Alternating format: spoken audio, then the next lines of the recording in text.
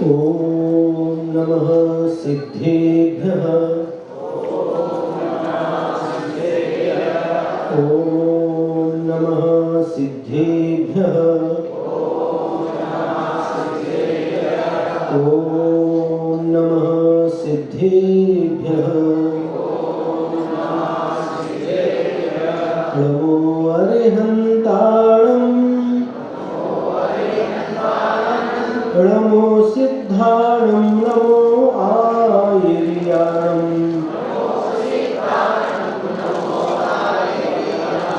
नमो वज्रायाणं नमो लोहे संवसाहुनं। जय बोलो पंच परमेष्ठी भगवान की, 24 तीर्थंकर भगवान की, बेटावद के मूल नायक देवाधिदेव श्री संभवनाथ भगवान की, परम पूज्य आचार्य गुरुवर श्री विद्यासागर जी महाराज की, परम पूज्य आचार्य श्री समय सागर जी महाराज की, 3,9 करोड़ मुनिराजों की, पंच कल्याणक प्रतिष्ठा महोत्सव की।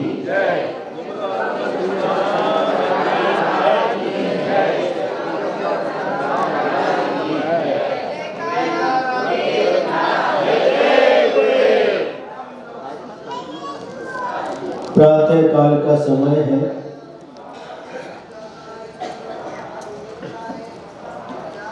एक मुनिराज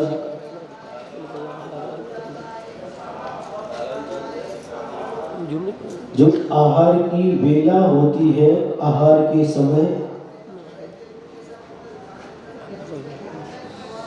जंगल से और जंगल से आहार के लिए शहर की ओर आते हैं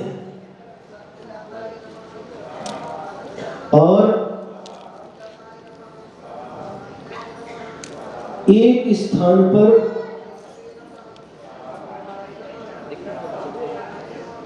बहुत सारे लोग अपने अपने घर के द्वार पर प्रतीक्षा कर रहे हैं कि हमने जो शुद्ध भोजन बनाया है, यदि कोई अतिथि आ जाए तो उनको आहार दान देकर के हम लोग भोजन करें। सभी लोग प्रतीक्षा में अपने अपने द्वार पर खड़े हुए हैं और मुनिराज जंगल से आहार के लिए शहर में उनका पदार्पण हो चुका है। क्रम क्रम से वह आगे बढ़ रहे हैं। सभी श्रावक श्राविकाएं अपने घर के द्वार पर खड़े होकर के पड़गाहन कर रहे हैं। मुनिराज के चरण आगे बढ़ते जाते हैं और जाकर के एक स्थान पर एक श्रावक के घर के सामने, जहां पर वो पड़गाहन के लिए खड़े थे, और रुक जाते हैं। पड़गाहन की विधि होती है, वह परिवार प्रदक्षिणा देता है और भक्ति भाव से नम्रीभूत होकर के मुनिराज को अपने गृह में प्रवेश कराता है। उच्चासन पर विराजमान करता है, पाद प्रक्षालन करता है, पूजन करता है, नमस्कार करता है और इसके बाद में हे स्वामी, मन शुद्धि, वचन शुद्धि, काय शुद्धि, आहार जल शुद्ध है स्वामी, आहार ग्रहण कीजिए। इस प्रकार से मुनिराज को आहार ग्रहण करने के लिए प्रार्थना करता है। मुनिराज नवदा भक्ति पूर्ण होने के बाद में अपनी मुद्रा को छोड़ देते हैं, हाथों को धोते हैं और इसके बाद में कायोत्सर्ग करते हैं और सिद्ध भक्ति पढ़ करके खड़े हो जाते हैं और अपने दोनों करों को पात्र बना करके वह खड़े रहते हैं। परिवार के लोग क्रम क्रम से आकर के मुनिराज को आहार दान दे रहे हैं। क्रम क्रम से आकर के आहार दान दे रहे हैं। ये आहार दान देने की विधि होती है। इसको कल जब भगवान का प्रथम आहार होगा राजा श्रेयांश और राजा सोम के यहाँ, उस समय अपन थोड़ा सा प्रकाश डालेंगे। तो एक विधि होती है, जब मुनिराज को आहार देते हैं तो क्रम क्रम से देना चाहिए। एक साथ भीड़ करते हैं, कटोरी एक के हाथ से दूसरा खींचता है, नीचे भी देखते नहीं है कितनी कोई जीव जंतु तो नहीं है, ये विधि नहीं है। पड़गान के समय भी प्रदक्षिणा लगाते समय नीचे की भूमि देखना चाहिए, चींटियां वगैरह तो नहीं है। कल ऐसा ही हुआ, पड़गान कर रहे थे, इतनी भीड़, नीचे चींटियां कौन देखता है? रम के नहीं, सिर्फ 2 ही लोग प्रदक्षिणा लगाएंगे। और आहार देते समय बहुत सावधानी से, अपना उद्देश्य सिर्फ आहार देना नहीं होना चाहिए कि तो मुनिराज की अनुकूलता बननी चाहिए। मुनिराज की अनुकूलता के अनुसार अपन को आहार देना चाहिए। आपकी अनुकूलता तो ठीक है, लेकिन मुनिराज की भी अनुकूलता होना चाहिए। और उस समय आप यदि सावधानी से, अच्छी तरह से, व्यवस्थित ढंग से देते हैं तो सब लोग आहार दे सकते हैं। लेकिन यदि व्यवस्थित नहीं देते तो क्या होता है? मुनिराज का आहार भी व्यवस्थित नहीं हो पाता और आप लोगों को भी देने को नहीं मिल पाता। जो व्यवस्था है उसी व्यवस्था के अनुसार आप लोग यदि ये कार्य करेंगे तो बहुत आनंद आएगा और इसका आपको फल प्राप्त होगा।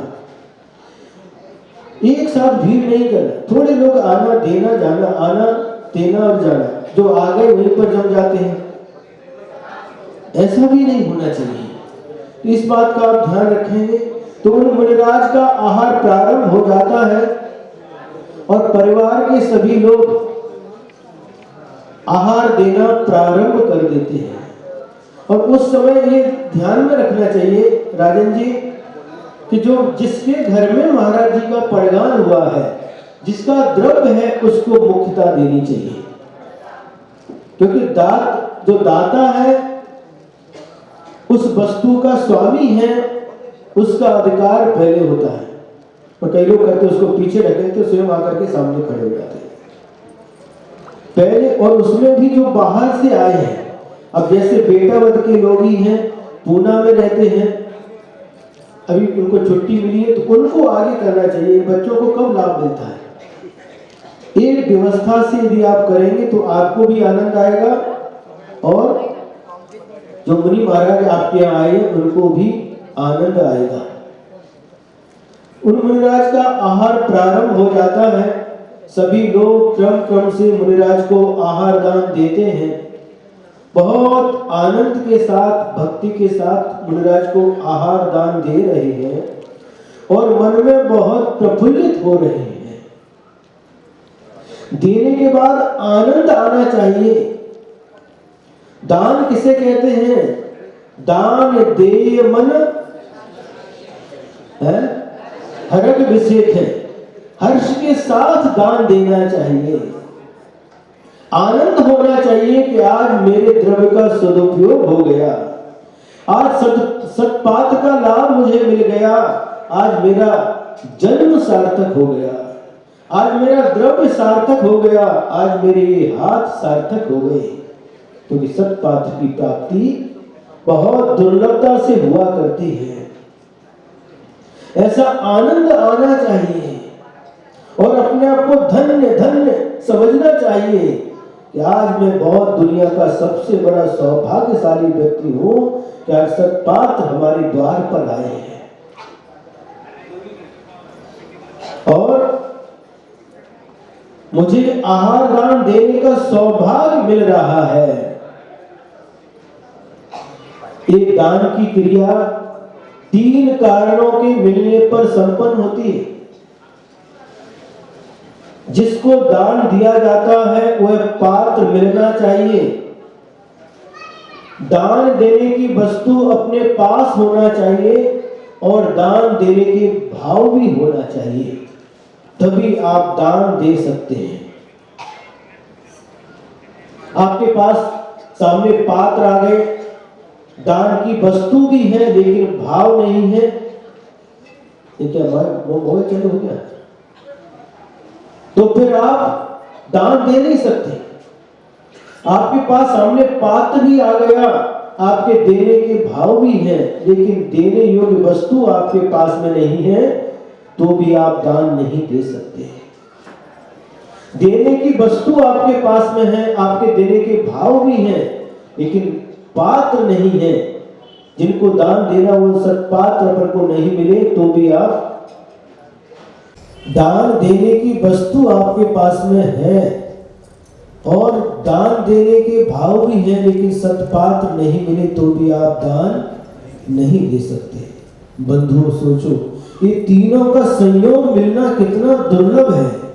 जब तीनों ही मिलते हैं, सत्पात्र मिलते हैं, दान देने की वस्तु हमारे पास में है और दान देने के भाव है, तो हम दान दे सकते हैं। दान देने की वस्तु है, मांगने की नहीं है।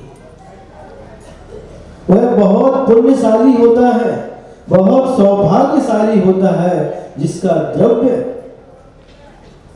दान में जाता है, सत्पात्रों में जाता है, जिन्हें भगवान के भीतर प्रभु के मंदिर बनाने में जाता है, भगवान की प्रतिमा विराजमान करने में जाता है, और इस प्रकार पंच कल्याणक आदि महोत्सव के साथ धर्म की प्रभावना में लगता है, वह बहुत सौभाग्यशाली होता है।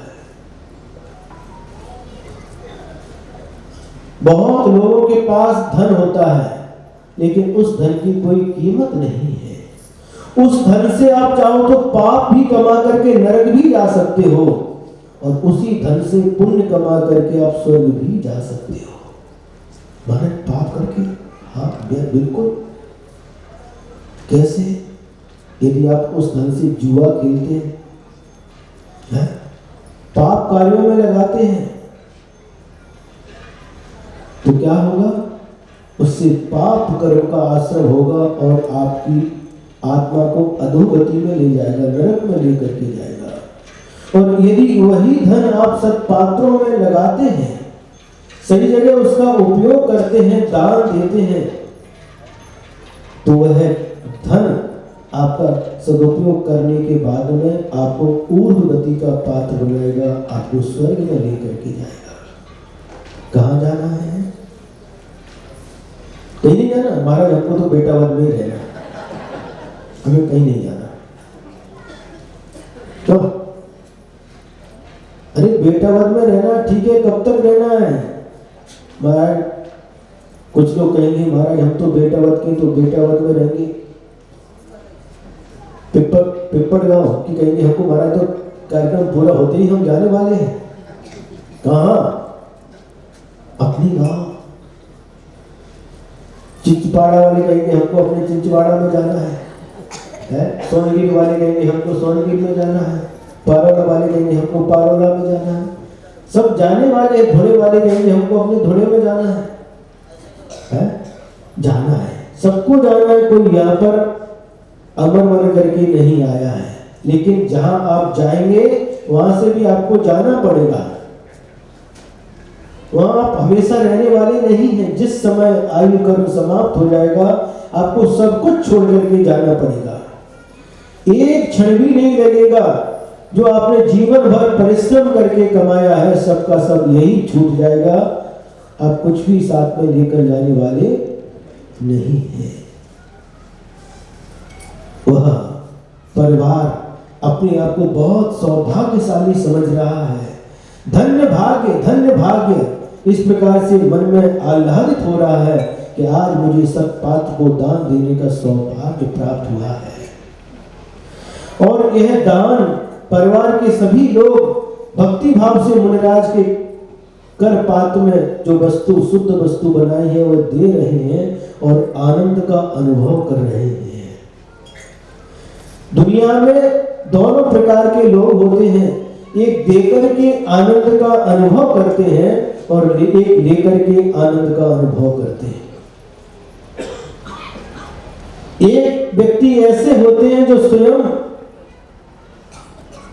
भोजन करके आनंद का अनुभव करते हैं, और एक दूसरे लोग दूसरों को खिला करके, भोजन करा करके आनंद का अनुभव करते हैं।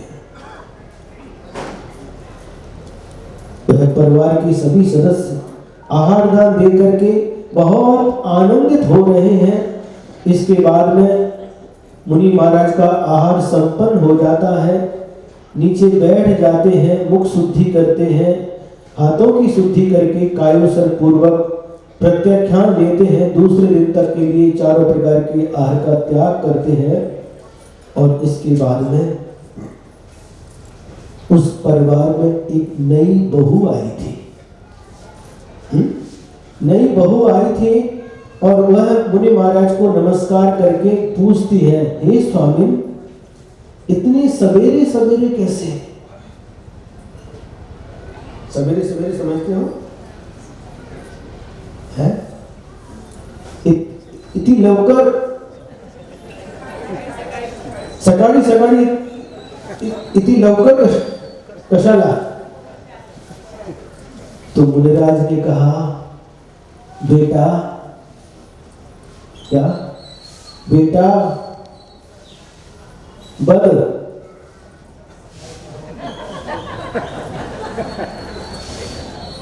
बेटा सुनो, बदमानी होता बोलो, बेटा सुनो,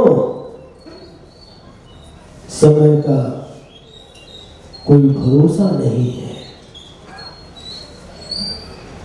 पुनः मुनिराज ने उस नई बहू से प्रश्न पूछा, बेटा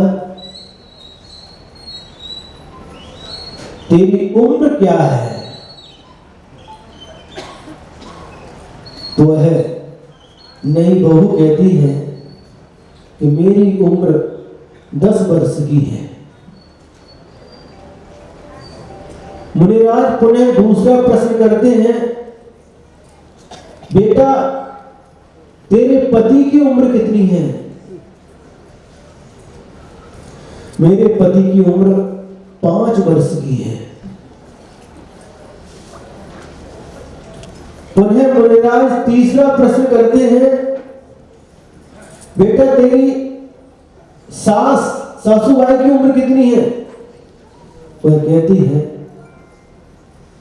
हे स्वामी, मेरी सासुबाई की उम्र 1 वर्ष की है।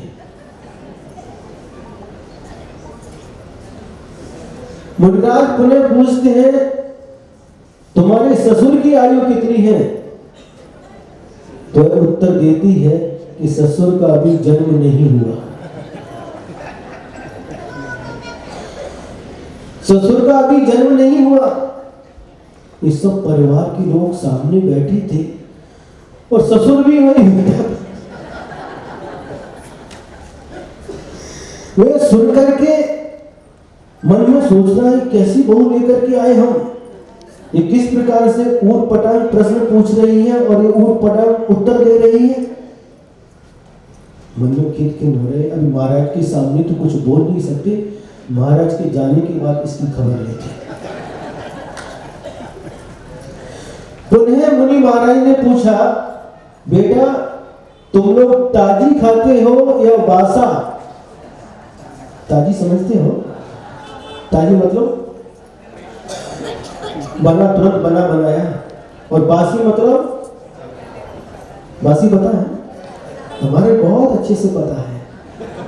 जब कभी हमारे घर में रोटी ज्यादा बच जाती है, शाम को बच जाती है, सुबह हम उसको चूरा करके फोड़नी डाल करके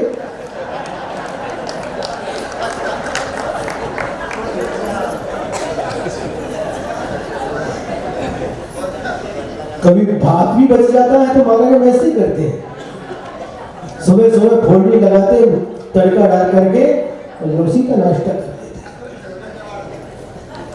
हैं।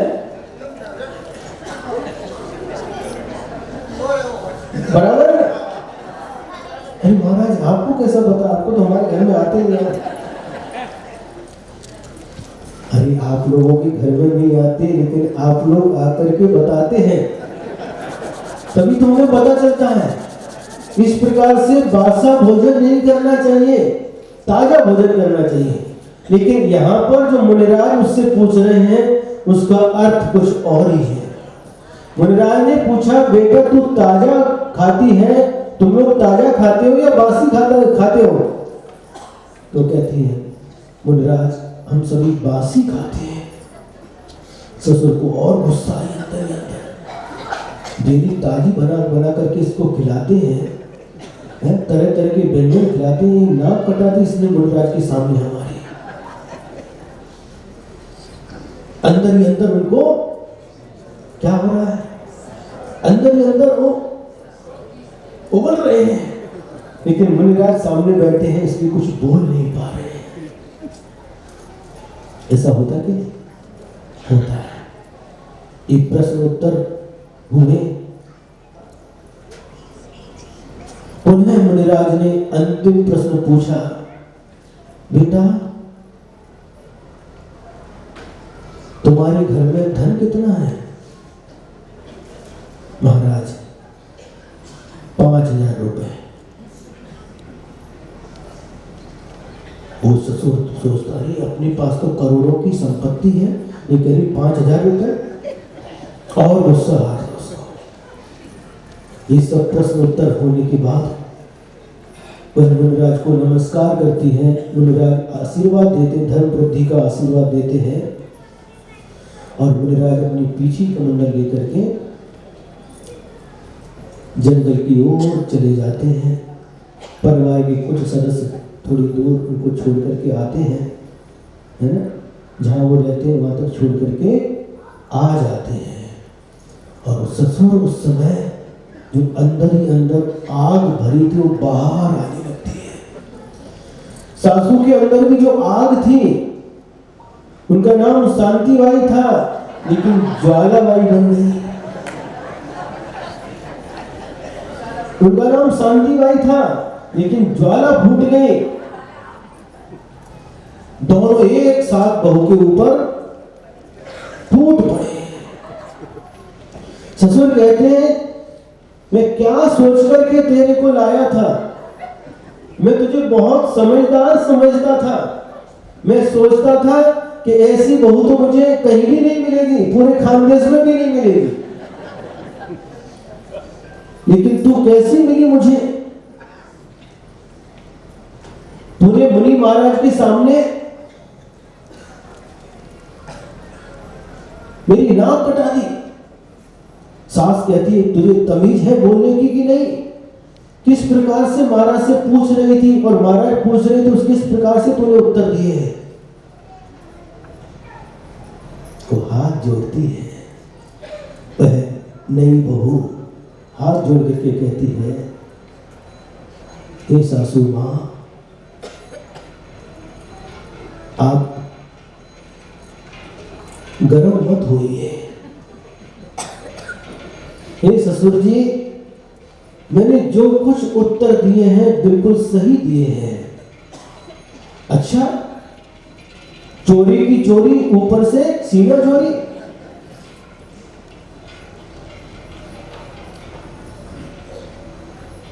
नहीं, मैंने प्रत्येक उत्तर सही दिए। तूने मुनिराज से पूछा इतना सवेरे सवेरे कैसे? अरे आहार का समय हो गया तो सवेरे सवेरे ऐसे क्यों पूछा? और जब मुनिराज ने पूछा कि तेरी उम्र कितनी है, तो तूने 10 वर्ष की बताई। पति की उम्र पूछने पर 5 वर्ष की बताई, और सासूबाई की उम्र पूछी तो 1 वर्ष की बताई, और मेरी उम्र पूछी, तूने कहा कि अभी वो पैदा ही नहीं हुए, उनका जन्म ही नहीं हुआ है? और जब उन्होंने पूछा कि ताजी खाते हो कि बासा, तो तूने कह दिया बासी खाते। और घर में जब धन पूछे तो सिर्फ 5,000 का धन है। हाँ ससुर जी, मैंने सभी उत्तर सही दिए हैं। अभी भी बोलती है, फिर क्या करो? यदि आपको विश्वास नहीं है तो आप मुनिराज से जाकर के स्वयं पूछ लीजिए।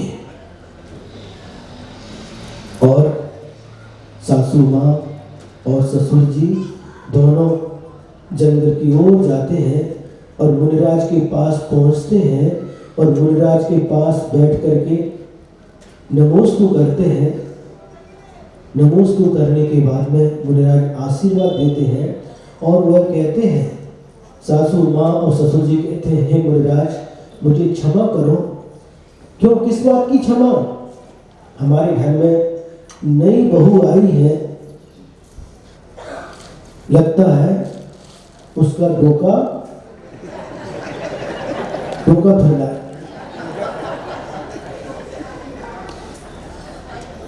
उसके दिमाग पर गर्मी चढ़ गई है, इसलिए उसने आपके प्रश्नों के गलत उत्तर दिए। हे मुनिराज मुझे क्षमा करो। मुनिराज कहते, कैसी बात कर रहे हो? आपकी बहू तो बहुत समझदार है, बहुत ज्ञानी है, बहुत संस्कारित है, उसने एक भी प्रश्न का उत्तर गलत नहीं दिया। अरे सुनकर के सास ससुर भी दंग रह जाते। महाराज कैसे? तो सुनिए, आहार होने के बाद में आपकी बहू रानी ने प्रश्न पूछा कि मुनिराज इतने सवेरे सवेरे कैसे? तो उनके पूछने का मतलब था कि हमारी उम्र कम है, युवावस्था है, हे मुनिराज इतनी युवावस्था में इतनी जल्दी आपने दीक्षा क्यों ली? तो हमने उत्तर दिया, जीवन का कोई भरोसा नहीं है। जब मैंने उससे प्रश्न पूछा, बेटा तेरी उम्र कितनी है? तो उसने कहा 10 वर्ष। मतलब धर्म के मार्ग पर वह 10 वर्ष से आई है। 10 वर्ष से उसने जैन धर्म के जो नियम हैं, जो संस्कार हैं, उनको ग्रहण किया है। 10 वर्ष से वह रात्रि भोजन नहीं करती, पानी छान करके पीती है, अभक्ष भक्षण नहीं करती, प्रतिदिन वीतरागी जैन भगवान के दर्शन करती है, पूजन करती है, आहार दान आदि देती है। तो उसको ये सब करते हुए 10 वर्ष हो गए। तो उसने कहा मेरी उम्र 10 वर्ष की है। दूसरा प्रश्न मैंने पूछा कि बेटा तेरे पति की उम्र कितनी है? तो उसने कहा 5 वर्ष। मतलब उसका पति यानी तुम दोनों का बेटा 5 वर्ष से धर्म मार्ग पर आगे आया है, धार्मिक क्रियाएं करने लगा है, इन नियमों का पालन कर रहा है, इसलिए उसने कहा 5 वर्ष। और जब मैंने सासू माँ की तुम्हारी उम्र पूछी तो उसने कहा 1 वर्ष। मतलब तुम अभी 1 साल से धर्म करने लगी हो, तुमने सम्यक दर्शन को स्वीकार किया है, वीतराग भगवान की शरण को प्राप्त किया है, इसको तुमको अभी 1 वर्ष हुआ है, इसलिए उसने कहा 1 वर्ष। और ससुर जी की तुम्हारी जब उम्र पूछी तो उसने कहा अभी पैदा ही नहीं हुए, मतलब अभी भी तुम धर्म मार्ग पर नहीं आए हो, इसलिए उसने कहा कि ससुर जी का अभी जन्म भी नहीं हुआ। ससुर जी अंदर ही अंदर प्रसन्न भी हो रहे हैं, इतनी समझदार बहू हमको मिली है, और अंदर ही अंदर अपने आप पर उन्हें गिलानी भी हो रही है कि मैं इतना बूढ़ा हो गया फिर भी अभी तक धर्म मार्ग पर नहीं आया। और 2 प्रश्न और बचे थे। मुनिराज, हे स्वामी, जब आपने पूछा कि बेटा आप लोग ताजी खाते हो या बासा, तो मेरी बहू ने उत्तर दिया कि हम सभी बासी खाते हैं, बासा खाते हैं। तो मुनिराज इसका क्या मतलब है? मुनिराज ने कहा मेरे पूछने का मतलब था कि तुमने जो पिछले जीवन में पुण्य किया है उसका फल भोग रहे हो कि अभी पुण्य किया है उसका, अभी पुण्य किया उसका। उसने कहा कि पिछले जीवन में जो हम लोगों ने पुण्य किया है उसका फल यहाँ पर प्राप्त कर रहे हैं, भोग रहे हैं। और मुनिराज, आपने जब पूछा कि आपके घर में कितना धन है, तो हमारे घर में तो करोड़ों की संपत्ति है, जमीन है, जायदाद है, मैं गांव का मुखिया हूं। लेकिन हमारी बहू ने कह दिया 5,000, जब हमारे घर में 5,000 रुपए हैं। उसने यह उत्तर भी सही दिया है। कैसे? तुम लोगों ने अभी तक अपने जीवन में मात्र 5,000 का ही दान किया है।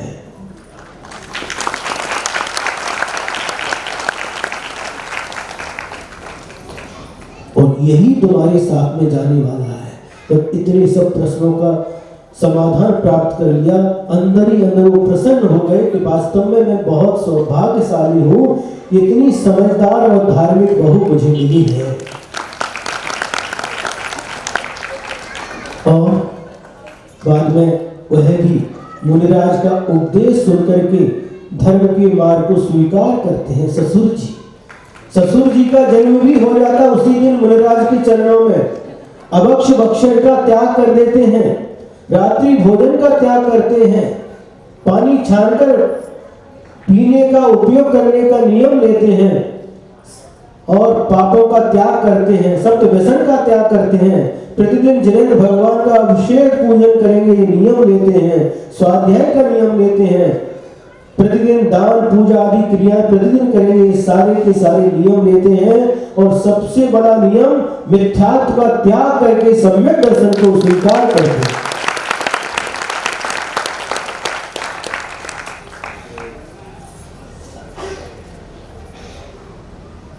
आपने